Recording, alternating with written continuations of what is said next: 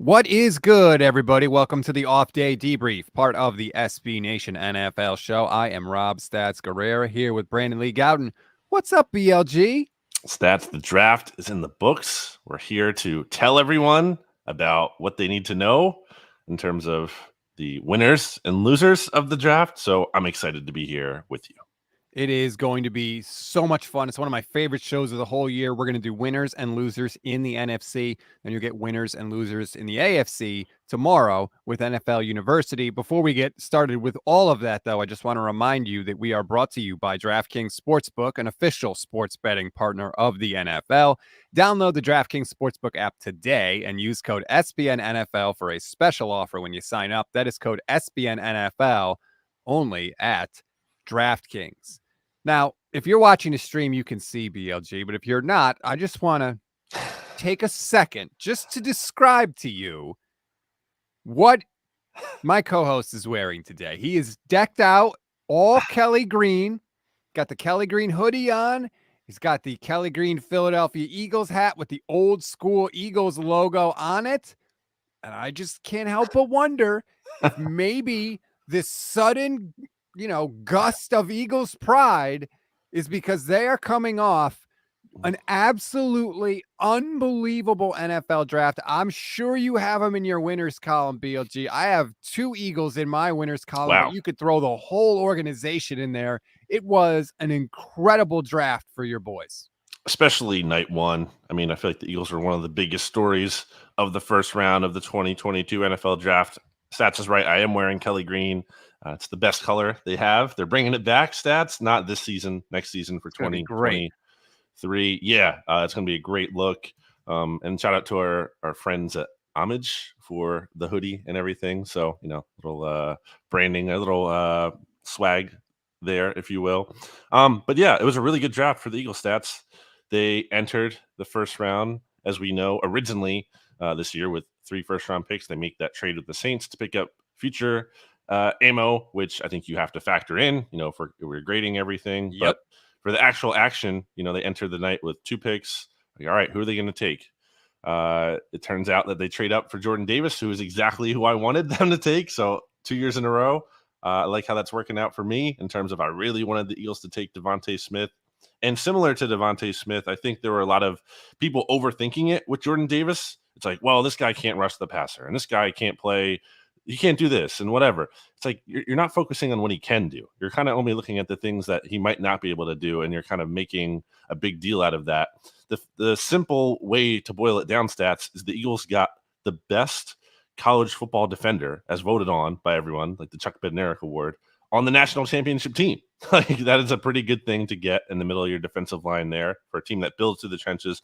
And then smack dab out of nowhere, you also have A.J. Brown. Like how awesome is that? For a team that needed help badly at wide receiver, starting Jalen Reagor. Zach Pascal was in line to have a significant role this year. To get A.J. Brown after striking out on Robert Woods and Allen Robinson and Calvin Ridley and all of that, that's a huge deal. A.J. Brown is one of the best receivers in the NFL. And I think the volume numbers haven't been there because he's playing in a very run-heavy offense in Tennessee. But if you look at efficiency metrics in terms of yards per route run, he's top of the league every single year. And put all the numbers aside for a second, A.J. Brown is a badass. He totally is. Like, just watch him play. He's a guy who's going to run through traffic. He's going to pick up tough yards after the catch. So just those 2 additions alone, just really like physically imposing. I think those are not only a better team, they're also like a more imposing, intimidating team. I mean, plus I love the Cam Jurgens pick, who's going to learn under Jason Kelsey, which is fantastic. I talked with Joe Staley, and he told me that he was working with Cam Jurgens before the draft, said he absolutely loved him. That was who I was hoping the Niners were going to get, so I'm mad at you for that. Jordan Davis, you already mentioned, he can learn under Fletcher Cox. Like, it was perfect for the Eagles. And the winners I had on mine were specifically Jalen Hurts, of course, and Devontae Smith. I mean, if you're Jalen Hurts, right? If you said to him, look, Jalen, we don't know what we're going to do with you. We're not sure. We're not totally sure if you're the guy. Jalen Hurts would have said, look, just give me a chance, right? Just let me prove it to you. give me some weapons and I'll show you that I'm good enough. Well, here it is, man. You've got A.J. Brown and Devontae Smith. You already had a great running game. The Eagles were one of the best running teams in the league last year. It's all there for you. It is all shaping up. It is everything that you could hope for if you are Jalen Hurts. So he, to me, comes out as a massive winner. And then Devontae Smith, like, are we serious? He's talking about somebody that's coming off a franchise record for receiving yards, going into year 2, which is when players make a big jump. He's got a whole off season without having to worry about draft prep. You know, it's full board, just preparing for the season now. And then you tell him, guess what? You're going to face even less double teams than you had last year because we just got A.J. Brown, who's going to attract all the attention away from you.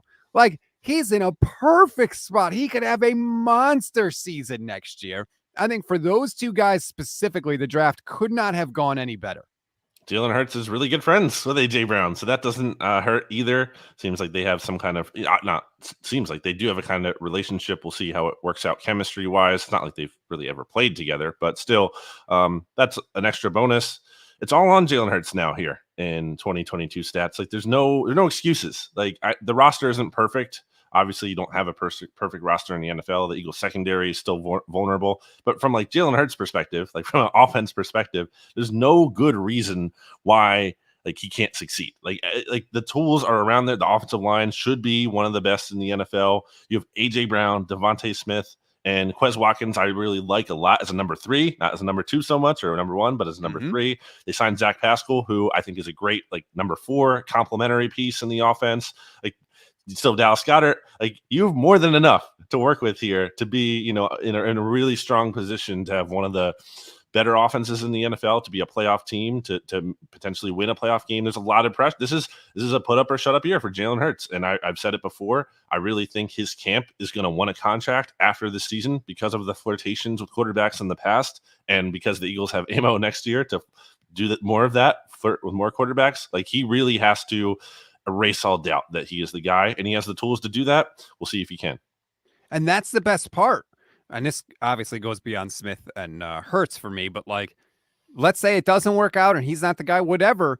You're in position now to be able to make a play for a quarterback next year. You know, I know a certain co-host that brings a lot of Howie Roseman hate on this show, but I'll just say that dude can be the GM of my team anytime. All right. I just feel like the thing I like about him is, like, first of all, don't make any draft pick trades with Howie Roseman because you will lose. Like if he called me on the phone, I would just be terrified. Just hang up because you're going to get the short end of the stick. And I love that he is always looking and never afraid to take a big swing. I would much rather have that in a GM, even if you whiff a couple of times, than somebody that's just going to sit there and make their picks and be take big swings, and Howie does. Sure. And look, I think you have to contextualize the Howie Roseman conversation. The argument isn't that, well, he's actually doing good moves now, so therefore he was good all along. Because I see some of that, and I'm like, well, that's not the case. He clearly made a mess. Do we not remember the Eagles winning 4 games only in 2020, like a couple of years ago? And a lot of that was because of him.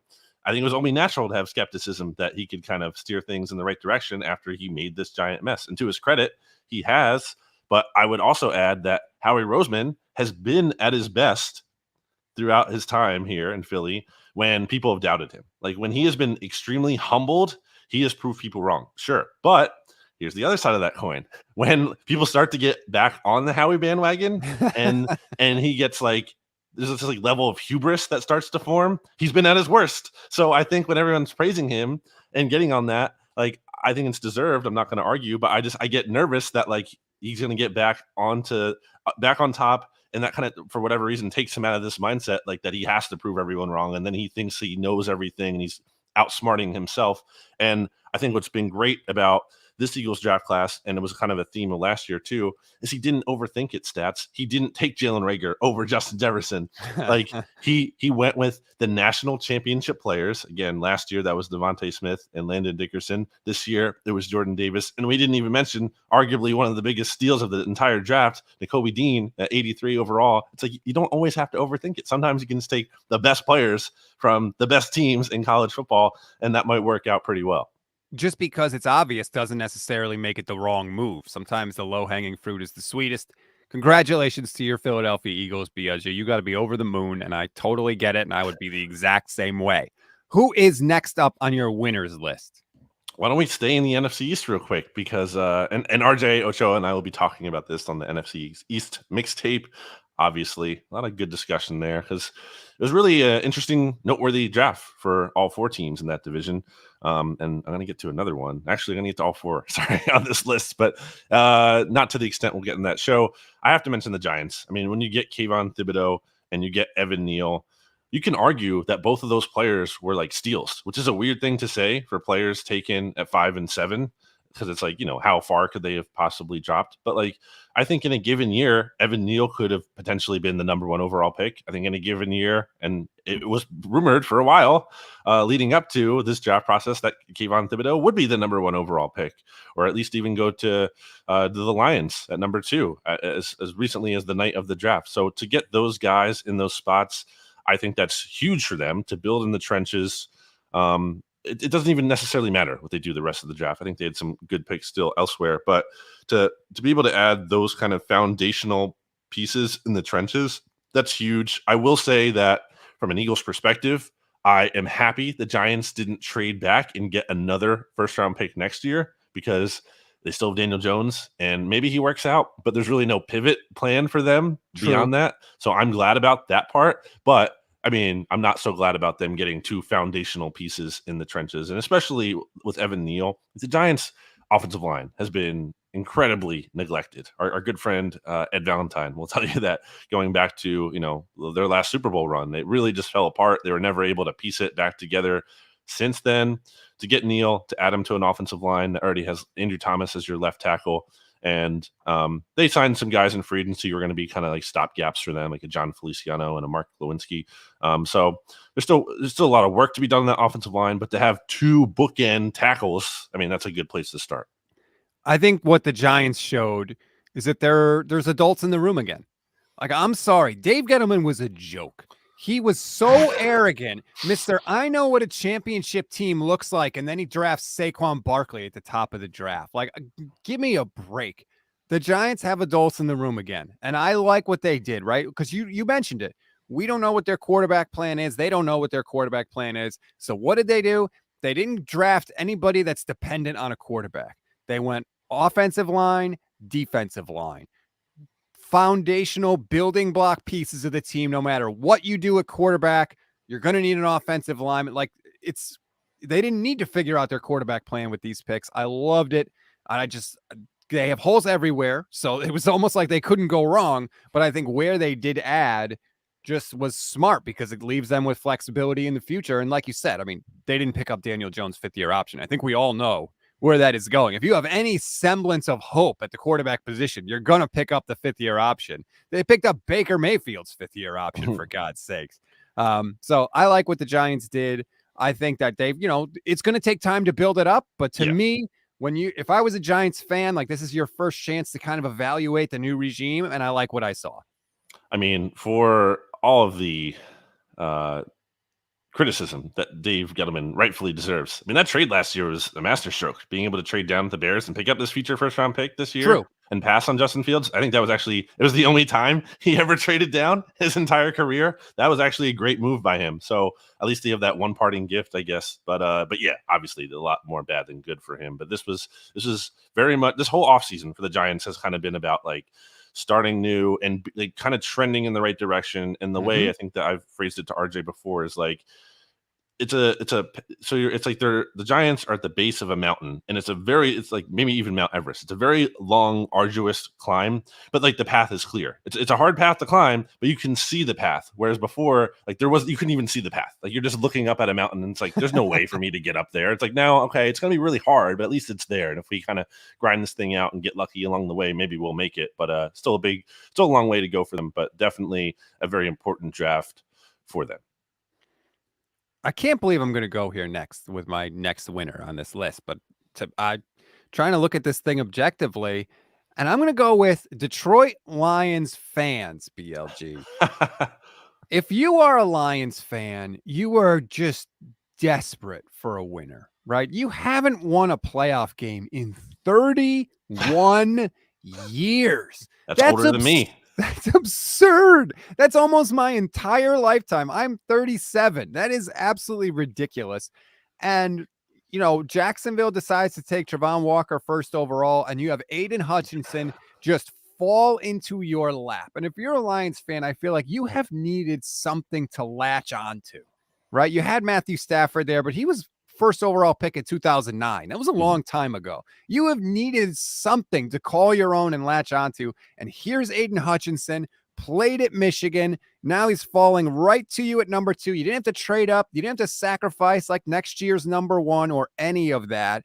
And I just think that he has one of the highest floors of anybody in this draft. He may not be Nick Bosa. He may not be, an elite superstar guy, but they have had so many whiffs at the top of their drafts in recent history. I just feel like the worst case scenario for Aiden Hutchinson is a really solid starting defensive lineman, and the fans there are always going to love him because of all of his ties there.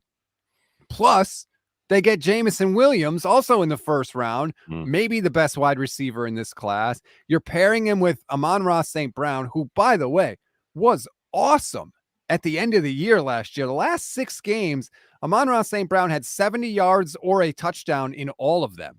He had touchdowns in 5 out of his last 6 games. He was on fire at the end of the year, and that was with Jared freaking Goff at quarterback, so that's super encouraging. I just really liked what the Lions did. They've got, like you were talking about, hope there with the Giants. It's there with the Lions a little bit. The Packers are obviously still going to be good because Aaron Rodgers is there, but he's 39 years old. Like, they're not going to be good forever. The Bears are still a disaster. We don't know what the Vikings are going to be doing. If I'm a Lions fan, I've got more hope than I've had in years. The Lions have a new face of the franchise. Like, who was it for them last year? Like Jared Goff? No. Like, you can't even really point to anyone with Stafford being gone, especially.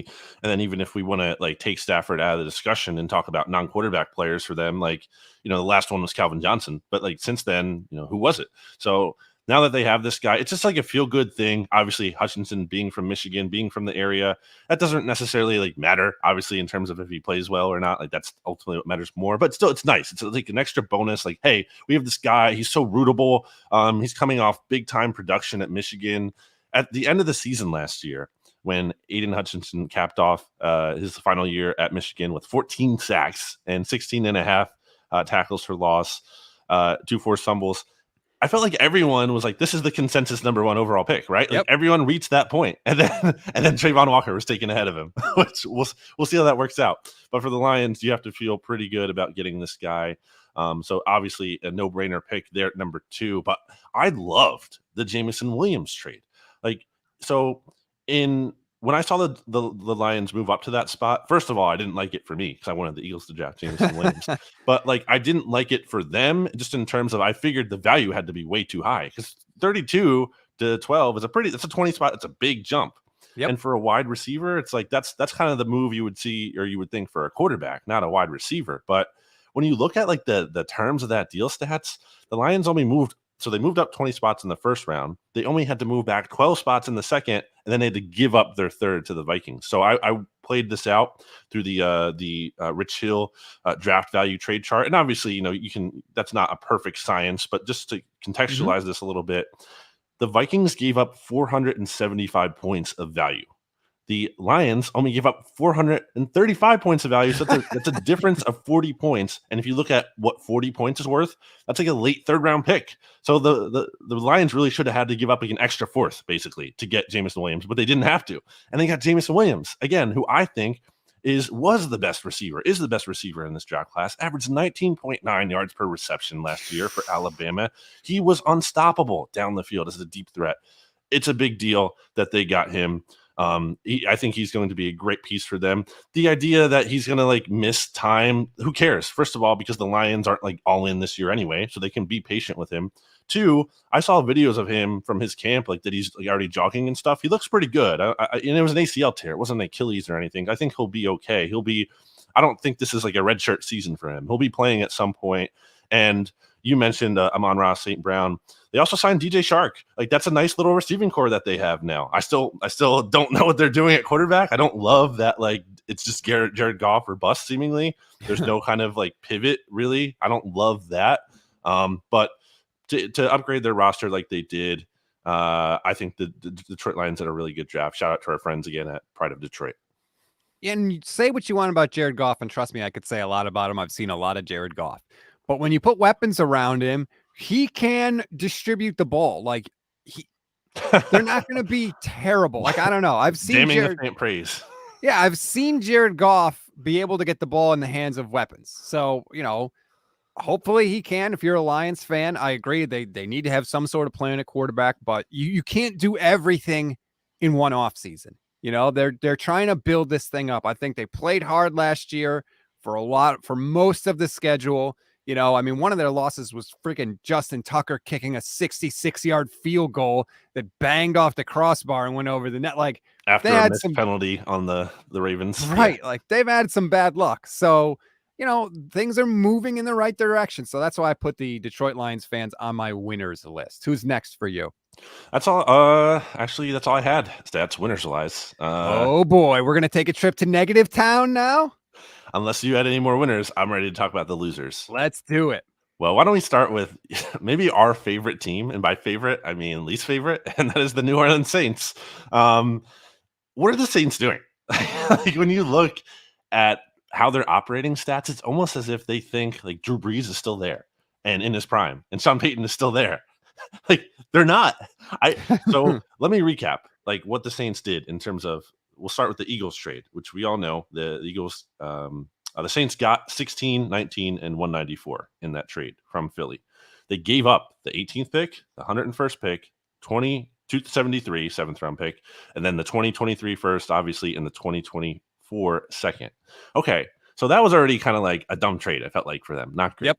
But then they made it worse by giving up 16, 98, and 120 to trade up from 16 to 11 for Chris Olave. Like, why? If you look at, I was just talking about the value points earlier from the draft pick trade chart.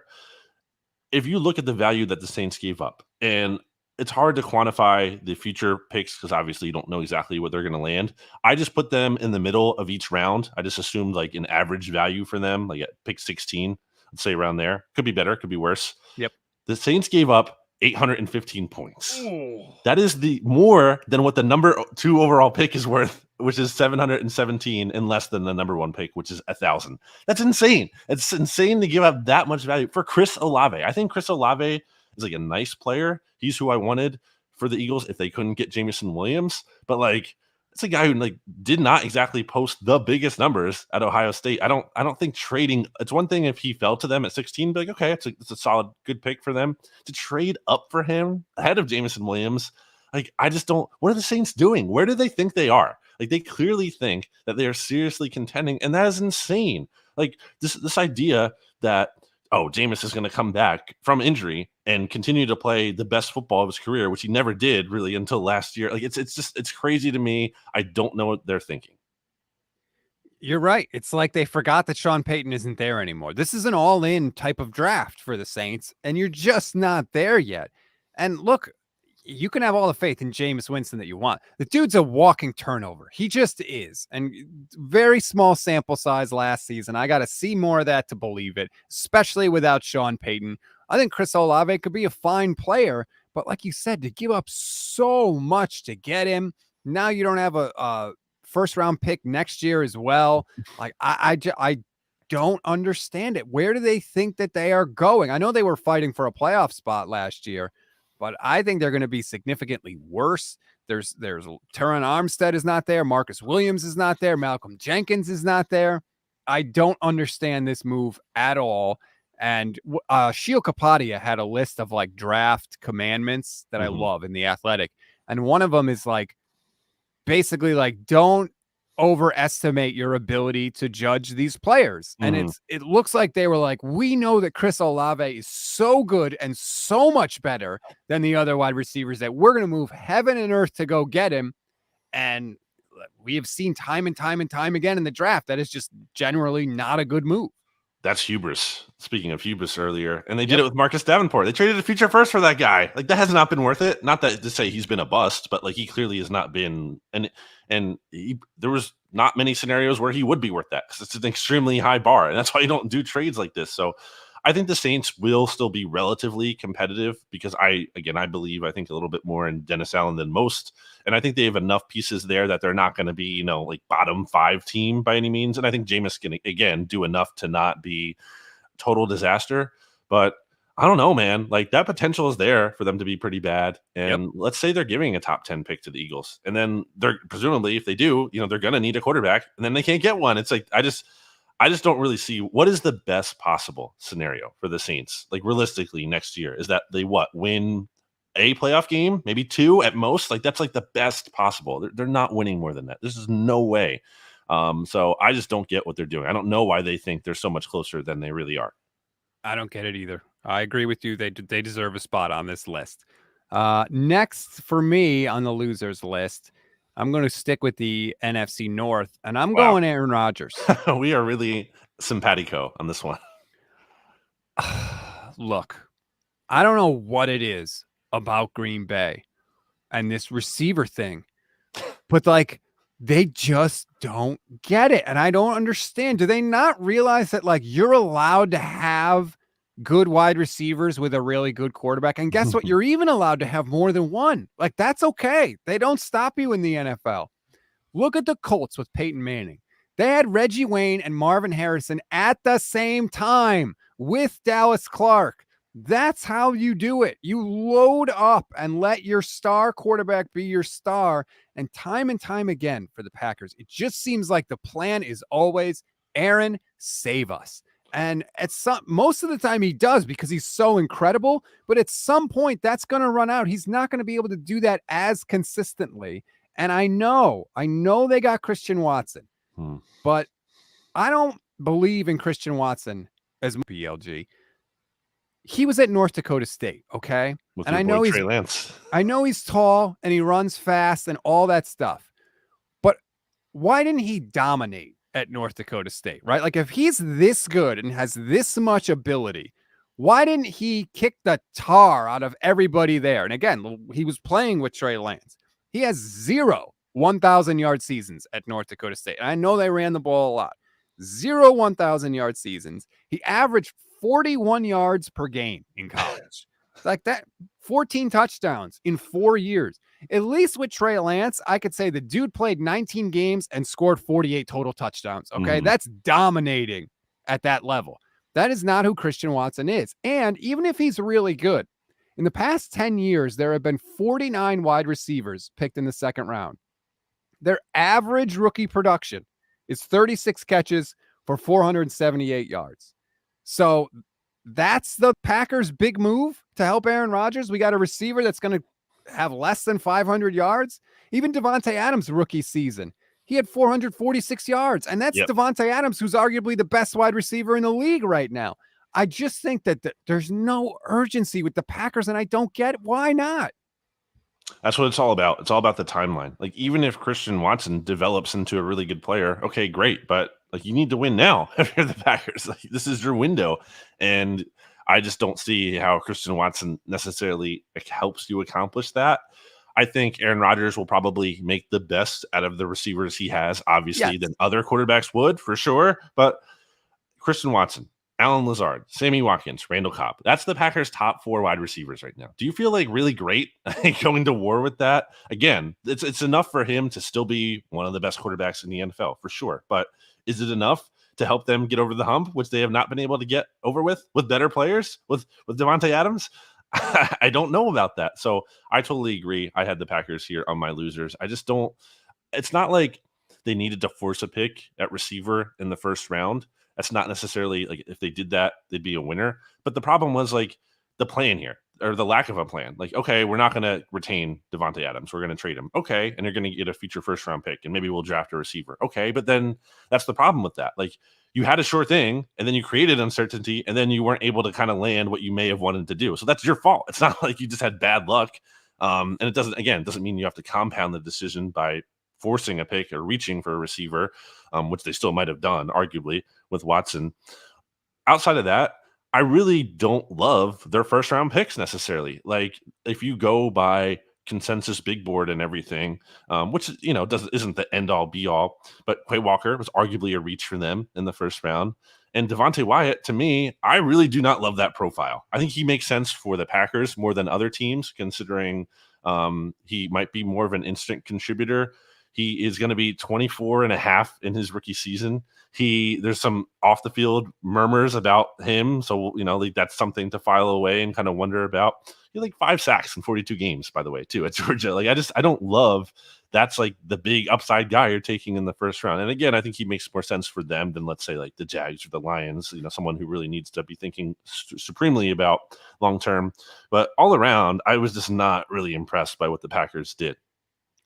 Why can't you have a receiver that maybe makes Aaron Rodgers look a little better than he is, instead of Aaron Rodgers always having to elevate, kind of middling, mediocre wide receivers, except for a couple, Jordy Nelson and Devontae Adams. But like, you should help him. He's 39 now. Let's get some guys that can make life a little easier for him so he doesn't always have to be spectacular. Then again, I root for and cover the 49ers, so keep doing what you're doing, Green Bay. Who's next on your list? I will go to the NFC East, return there after talking about the Saints and Packers as losers, and go to, I can't wait to talk to RJ about this, because the Dallas Cowboys are clearly one of the biggest losers of the 2022 NFL draft. I mean, everyone was talking about how, including our good friends at Blogging the Boys, like, all right, Zion Johnson, Kenyon Green, that's who we're looking for in the first round there. Help the interior offensive line. Turned out those guys were off the board, which was a bit of a surprise. I don't think many people thought both of those players would be gone by the time the Cowboys picked in the first round. So what did the Cowboys do?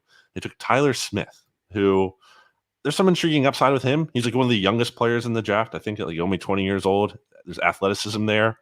Did you see the thing about him during the draft where it's like they had to like break his legs at one point to kind of like correct something? Yeah, No. like stats is looking shocked for those who can't see the video.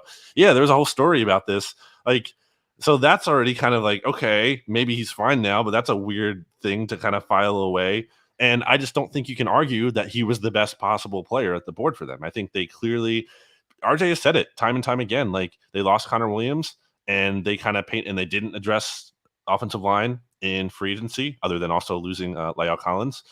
So they were in a spot where they needed interior offensive line help, and they got a guy, but I think it's very clear that they forced a need. That was a need for them, and they forced the pick. They reached at that spot, and that has not been what the Cowboys do when they make some of their best picks. Like, look at CeeDee Lamb. Like, that was a guy, they didn't need a receiver. They took him because he was the best available player on the board.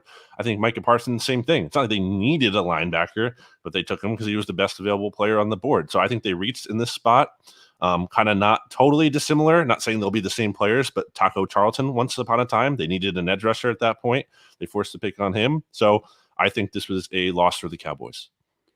I like the strategy. Like, I think when people think of the Cowboys, they think of their offensive line that they had a few seasons ago. It is clearly not what it once was. So I like the fact that they recognize that and they went offensive line in the first round, because that's when you built your team up. It was when you spent high picks on offensive linemen. But I think there's a little bit of a gap between the physical traits that Smith has and his actual technique. I think there's a lot of work to be done there. And again, like you've been talking about timelines all show, Dallas is kind of in win now mode, so that you might not get the payoff that you eventually will down the line.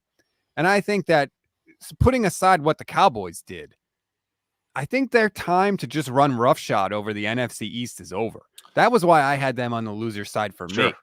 The Eagles had the best draft weekend of anybody. When you combine everything that they did, the A.J. Brown, all of that. The Giants, like we talked about, to me, they look like they're on the upswing. Washington is Washington. Okay, like there's always going to be some thing there.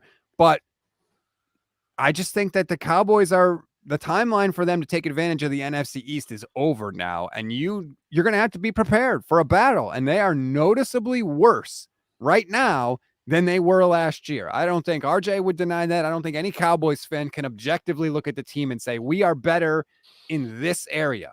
Like, I don't know if there's even one. So that's got to scare you if you're a Cowboys fan. Context of the division, absolutely relevant. And really just look at the context of the offseason as well. What's one thing I love to talk about? Stats. It's vibes, right? I love to talk about vibes. Oh, yeah. It's been a bad vibes offseason for the Cowboys since they lost in the playoffs to your San Francisco 49ers. RJ loves to brag about the Cowboys winning the NFC East. I like to point out that they lost in incredibly embarrassing fashion to your 49ers in the first round in their own building with a very embarrassing final play that I think kind of gets like not remembered fully, at least maybe like nationally. I'm sure obviously by your fan base and their fan base. But point being, everything has been not trending in a great way. The vibes have been very bad. The Mike McCarthy, like impending replacement by Sean Payton down the road. Just a lot. The free agency, losing La'el Collins again, losing Connor Williams, like trading Amari Cooper, which that trade continues to look worse and worse, by the way. Gave up nothing for him while all these receivers elsewhere are like drawing big, returns and trades and getting big contracts. They haven't had a good offseason. So one of our writers at Bleeding Green Nation, Dave Mangles, wrote an article shortly after the Cowboys lost in the playoffs, and some people might thought of it as a hot take at the time, especially Cowboys fans, but like he made the case that the Cowboys already peaked in the Mike McCarthy era. And I don't think this offseason really does anything to dissuade that belief. Now, obviously, I think the Cowboys have an easier schedule this year, so I don't think they're going to be, one of the worst teams in the league. I think they have a chance to win the division, but they didn't get better. They're not taking that next step up when it felt like they had an opportunity to, especially in a relatively weakened NFC. And I think at best they're kind of treading water here. Yeah, there's nothing to latch onto right now if you're a Cowboy fan to say like, hey, at least we did this. Like I don't know what that is. So I don't want to pick on the Cowboys, but I do. They deserve it. Did you have anyone else on your losers list? I did. And, people will be like, well, you're just being biased because the NFC East. Well, not really, because I gave the Giants a winners, and I didn't want to do that, but I had to. But I had to stick with Washington here because it wasn't, again, necessarily a disastrous draft for them, but just like and I like to trade down from 11 to 16. They got some more assets, but you still reached, I feel like, for Jahan Dotson. Yeah. And when you think about how the Eagles traded 18 and a late third round pick, 101, for A.J. Brown, and you're taking Jahan Dotson at 16, like just 2 spots earlier. I know it's not necessarily 1-to-1 like that, but how do you feel good about that if you're Washington? Like, how do you look at your first round pick and be like, oh, wow, I feel great about this? Meanwhile, the Eagles are trading the 2 picks behind us for A.J. Brown. And obviously the Eagles had to pay A.J. Brown too, and that's part of the equation here. But still, like, A.J. Brown's a really good player. You don't know if Jahan Dotson's going to be a good player in the NFL or how much time it might take. They definitely needed receiver help.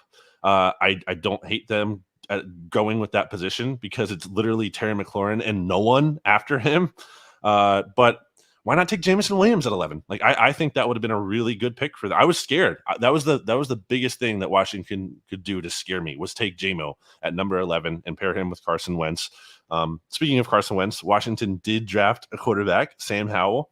Obviously, it was on day 3, so it's not necessarily like, he's going to be breathing down Carson Wentz's neck, but we've seen Carson Wentz not necessarily respond in the best way when a quarterback is taken behind him. And I should point out here, 3rd year in a row that Carson Wentz's team has taken a quarterback. A little interesting on 3 different teams.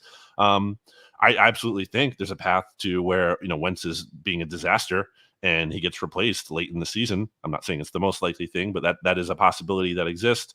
So that's fine. I think that Washington took a chance on him. I'm not saying it's a bad thing, but I just don't really think that they had the draft that they could have.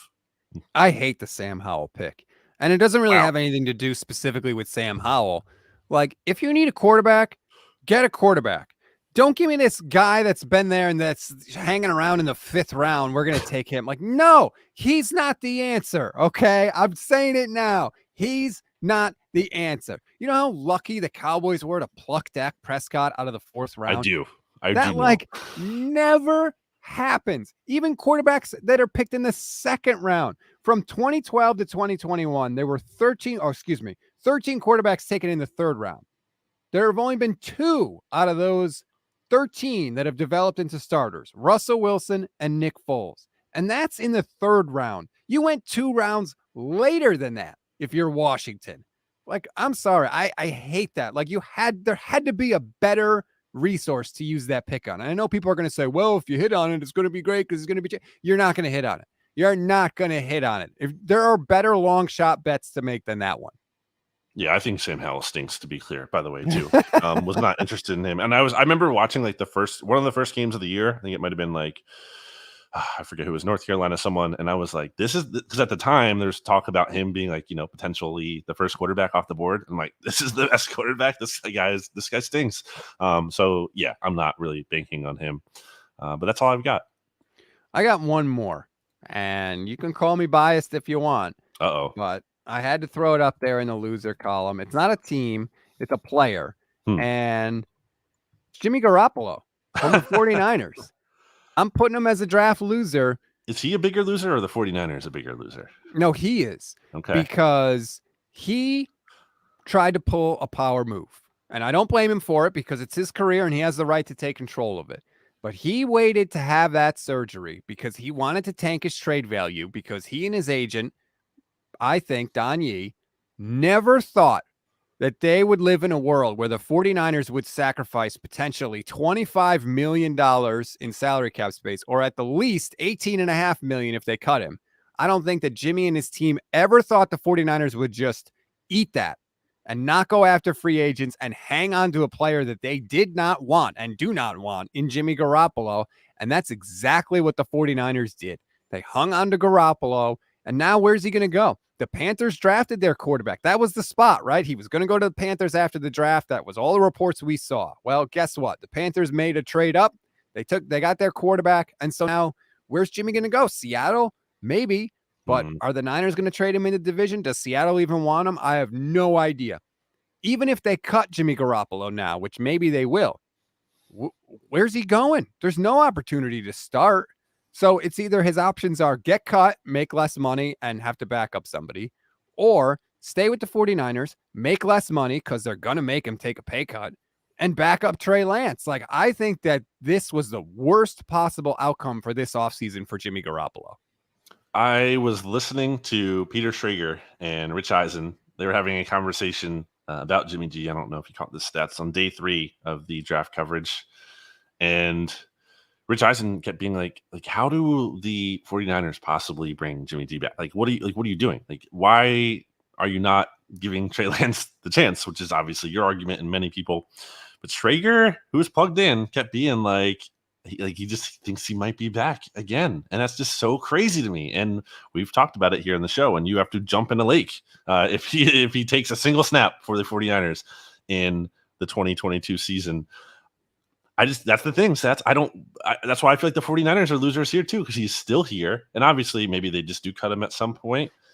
But and that's fine in terms of he's finally gone. But it kind of stinks in that they could have probably gotten value for him at some point and they didn't. So there's some opportunity cost there. I don't know what happens with him. And I don't know where he would land. Like, it's really strange. Isn't it strange how Baker is just out there and we think he might end up with the Seahawks or the Panthers, but that doesn't necessarily seem certain. Doesn't seem like the Seahawks or Panthers are really clamoring for him. There's talk that he might just be in Cleveland because Watson's going to be suspended, but that seems insane, and I can't see Baker buying into that at all. I was thinking about this during the draft, and they were having this conversation about Baker. I could see Baker being the first player in NFL history to go out and openly tank the game and just throw picks somewhere because I could see him doing that because he's super moody, and it probably won't happen, but I could almost envision that.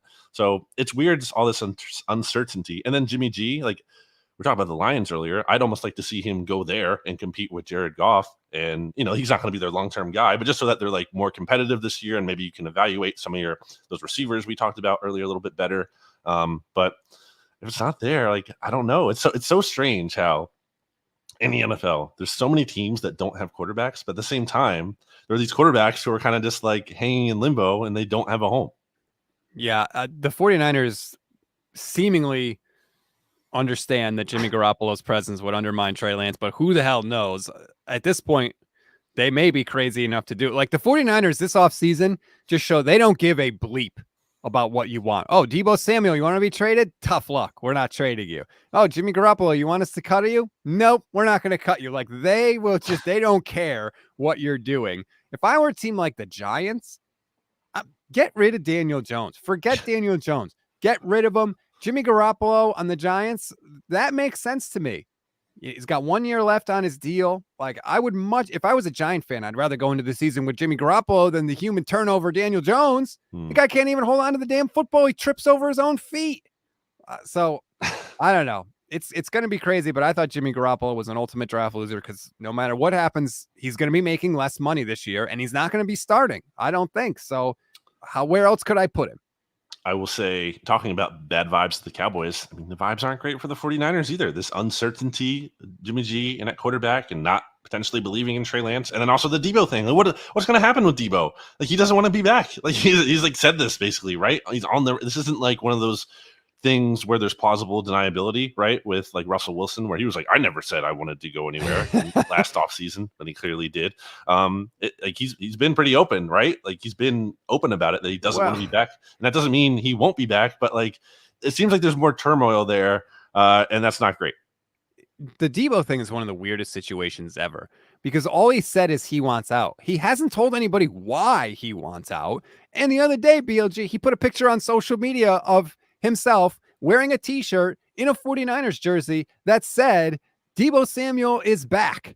So it's like, what is going on? Ultimately, where did he go? He's back. Ultimately, he didn't go anywhere. Kyle Shanahan basically said in his press conference, look, once I get face to face with him in a room, we'll figure it out. They're obviously going to have to pay him. I just think that that situation is eventually going to get worked out, at least for this year. Maybe they don't have a long-term future together, but I think at least for one more year, they'll eventually get it figured out, especially like he knows they're not going to trade him. Like if they were going to trade him, they would have traded him before this draft. So now they have months to work on the situation. I think they'll eventually get it figured out, but you're right. For a team that you would hope could just make it all about Trey Lance this year, there's a lot of other stuff going on and not really any of it's good. Tough spot to be in. I feel like the 49ers are a low-key loser then, or at least they're not a winner at the very least. Yeah. They had a fine draft, but the Cardinals, I think, are worse. The Seahawks are rebuilding. The Rams are good, but I don't know that their draft was anything spectacular. So I think they'll still compete for a playoff spot in the NFC, but we'll see where it goes from there. All right, Sets. Look at you in your Eagles gear, smiling the entire show. Does your face hurt? Have you stopped smiling since Thursday night? I mean, I've been doing good. Look, I want to say the Eagles are back. Speaking of Debo saying he's back, I want to say the Eagles are back. I certainly feel better about them. The Hurts thing is still a big question mark. It's a really big question mark, and kind of is preventing me from going, like all in on them, saying like, okay, this team is ready to compete for the Super Bowl when Jalen Hurts has yet to kind of show he can go up against a top quarterback in the league and kind of outduel that guy and lead his team to a win. So still work to be done, but in terms of the vibes are much better for the Eagles than a lot of other teams. Things are trending in a more positive way with the Cowboys trending downwards, and the Eagles getting AJ Brown and getting Jordan Davis and Nakobe Dean. And yeah, it's just it's a good, and having one of the easier schedules in the league. I was looking, so with these rosters kind of more solidified after the draft, it's maybe a good time for whatever team you're a fan of to look at the quarterbacks on the schedule you have to really kind of crystallize that. And like, oh wow, because I was looking at the Eagles and it's like, oh wow, like Jalen Hurts is probably, and I'm not even the highest guy obviously on Jalen Hurts, he's probably better than all but like maybe 6 or 5 of the quarterbacks on the Eagles schedule this year. So not a bad spot to be in. Absolutely not. I was worried that Holly Roseman was going to make a play for Deebo Samuel. I was saying we are not focused enough on the Eagles. They're going to make a swing, and they did for a wide receiver. Fortunately, it was Tory Dandy's other client, AJ Brown. By the way, the Packers are the team that wears green that should have made the swing for AJ Brown. Like exactly. What? Great point by you. I forgot to bring that up when we were talking about that. Yeah, like why a rookie? Like that's not someone who can definitely help you right away. AJ Brown can. You had the extra draft picks from the Devontae Adams move. Like give up both. You can what would the Packers probably rather have? 18 and 101, which is what the Eagles gave up, or sorry, what the Titans rather have? 18 and 101 or 22 and 28. Right. Like, it's absurd that the Packers, who would criticize the Packers for giving up those picks for AJ Brown? Nobody. He's 24 years old. Right. It's not even like he's 30. He's Exactly. 24. And you can easily, so I think a lot of people may have been like, well, why would you not just pay Devontae Adams at that point? Well, it's like, okay, because he's 24, because he's really younger. You're getting a guy who can not only be here for Aaron Rodgers now, but also can potentially be around after he's gone. So that's why you would do it, because you're getting younger. It's not like, it shouldn't have been, we need to avoid paying a wide receiver at all costs. No, it's like, if you don't want to pay Devontae Adams because you're worried about he's had this big workload and he's getting older and blah, blah, blah.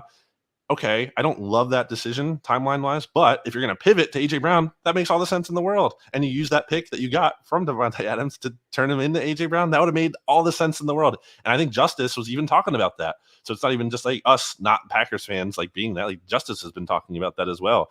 And what's left for them to do? Like, there isn't another shoe for them to drop. Like, Justice has kind of brought up Terry McLaurin. I don't think Washington is getting rid of him. Like, Ron Rivera's like kind of in a make or break situation right now.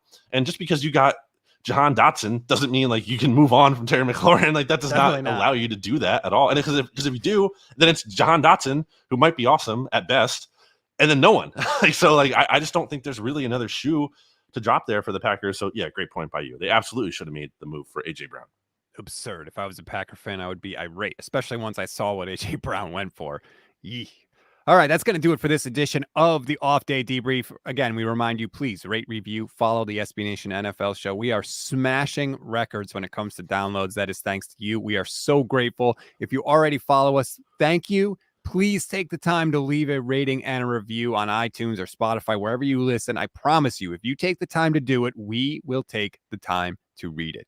BLG, I was happy to do the show with you today. I'm happy your team had such a great draft. I hope you have a fantastic week, my friend. Thanks, Stats. Listen to the mixtape, NFC Mixtape, everyone, available on all the NFC East SB Nation blog feeds. Most importantly, the Bleeding Green Nation podcast feed. And Stats, I will say also, in addition to leaving a rating review, all that good stuff, and maybe you've already done that. First of all, you can always leave a new one if you want to with updated feedback, and it bumps up to the top. So don't think you can't do it again. And if you've done all that and you don't want to leave a review, how about you just tell a friend about it? I'm sure you have a friend that you know who likes football, maybe isn't even a fan of the same team that you are. And that might be a bummer because you can't like maybe share the same, local team podcast, like an Eagles podcast, for example, but you can tell them about the SB Nation NFL show. So make sure you do that. Enjoy your week, everybody. If you want the AFC winners and losers, make sure you tune into NFL University tomorrow. They will break down all the winners and losers in the American Football Conference. Have a good week, everybody.